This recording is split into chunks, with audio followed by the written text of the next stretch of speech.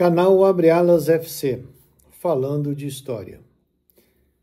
Galera, eu sou o professor Dácio e hoje eu vou falar um pouquinho mais de uma história do nosso Mengão queridão. E hoje eu vou falar de um tema que particularmente me encanta, que é a questão dos nossos mascotes. Quando a gente fala de mascote do Flamengo, aposto que o primeiro sinal, a primeira coisa que vem na mente da maioria é o urubu. Contudo, antes do urubu, nós tivemos um outro mascote associado à história do nosso Mengão.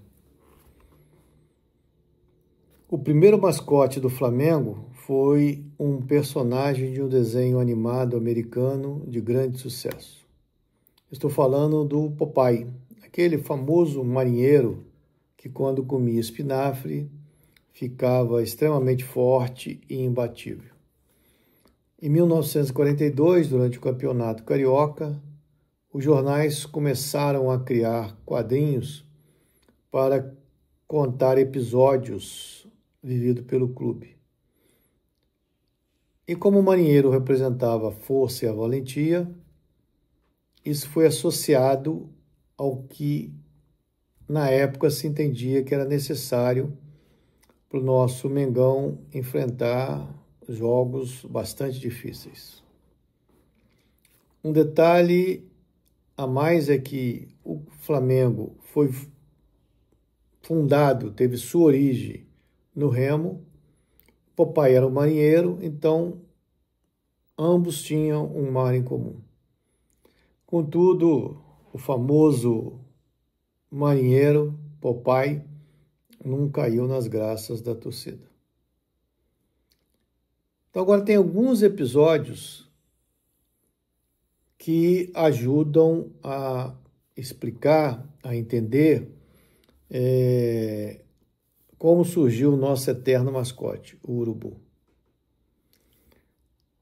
Um detalhe é que na década de 60, as torcidas adversárias chamavam a nossa torcida de urubu,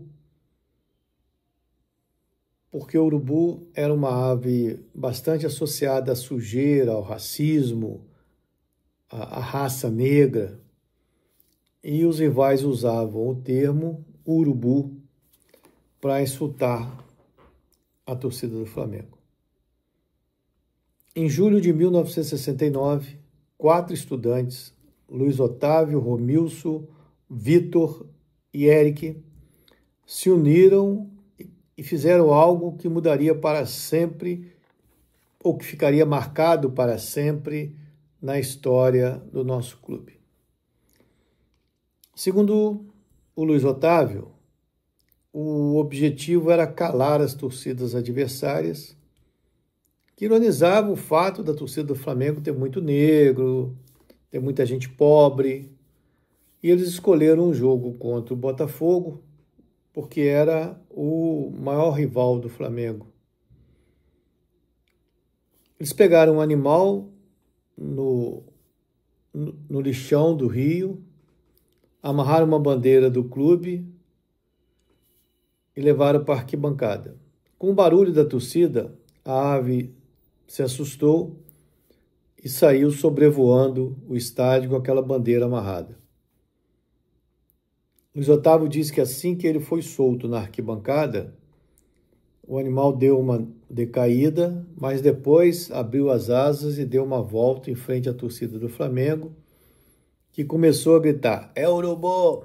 É urubu! É urubu!" Quando ela passou em frente à torcida botafoguense, com a bandeira tremulando, eles acabaram ficando calados, olhando para aquilo, sem reação. Ela termina seu voo, pousa no meio de campo e a torcida, ensandecida, gritava: "Urubu! Urubu! Urubu!", incorporando aquele símbolo. Nesse dia, o Flamengo enfrentava o time do Botafogo e existia uma certa freguesia nossa para os botafoguenses, que já durava 4 anos. Mas exatamente naquele dia o Flamengo vence o Botafogo por 2-1, quebrando uma sequência de 9 jogos dos botafoguenses. Interessante, né, galera? Um insulto infame criado para envergonhar os nossos torcedores se transforma num brado de autoafirmação. A partir daquele episódio, o Urubu foi adotado de vez como mascote do clube. Um outro episódio foi em 1983, no triangular decisivo do Campeonato Carioca, quando o flamenguista Márcio Frederico, conhecido como Márcio da Fla-Angra, torcedor ex-falecido em 2017, pegou o Urubu no cais de Angra e trouxe de ônibus dentro de um surdo no Maracanã. Solto no gramado, esse animal produziu cenas inesquecíveis, correndo com os empregados da Suderj com panos, com rede, com alçapão tentando pegar o animal e ele bailando, vencendo tudo, até que acabou sendo capturado pelo lateral Aldo do Fluminense. Apesar de que aquele gol a gente perdeu, essa derrota significou a perda do título, mas foi mais um momento para eternizar o Urubu na memória da nossa torcida. Final do Brasileiro de 87, a aparição de outro Urubu em campo precedeu a conquista do título pelo Flamengo, reforçando o Urubu como um amuleto de sorte. Em 2000, o nosso, então, mascote, Urubu, ganhou um desenho oficial e um nome, Samuca. No entanto, esse nome não pegou entre a torcida, que continuou e continua até hoje chamando simplesmente de Urubu. Dizem que foi essa paixão pelo animal que inspirou a criação da torcida organizada Urubuzada em 2006.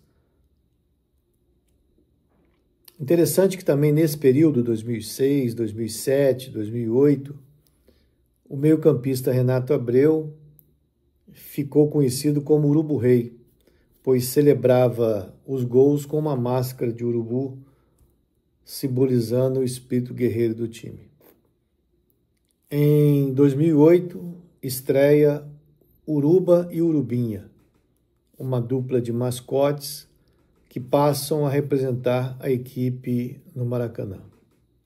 Atualmente, o Flamengo tem 2 mascotes como sendo oficiais, o Urubão e o Binho.